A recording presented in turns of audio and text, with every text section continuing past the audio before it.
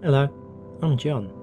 In the time of making this, I'm 25 years old, engaged with an 18-month-old daughter, as well as an aspiring filmmaker, graduating from university 3 years ago with a strong passion and knowledge for films, television and music, specifically aspiring to voice my own stories through the medium of film. Now, can you see anything?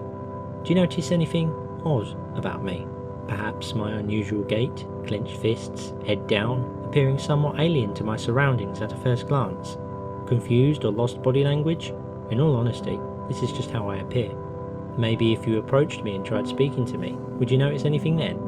Quirky, eccentric, idiosyncratic, not normal? What is normal anyway? I can never really tell, but if it's really that obvious to you that I look and act different, well, I could say the very same about you. With a diagnosis of Asperger Syndrome, a neurodevelopmental disorder for 20 years, it was only in recent years I decided to be more of an open book about my condition. My disability, if you like. Don't panic, it's not a disease, it's not infectious, I can't give it to you. You can't catch it elsewhere, not even from the MMR jab. It's genetic.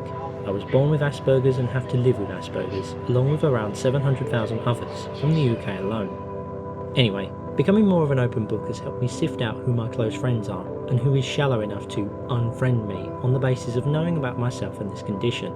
But John, you may remark, you can't have friends if you have Asperger's, surely? Well, you can, and you can also sustain a relationship and have children by the looks of it too. Suppose it's ironic that I aspire to tell stories of fiction and non-fiction surrounding character study, when this condition of mine can sometimes make it hard for me to study and read people. So how do I do it? How do I appear like I know what I'm doing? What's the secret?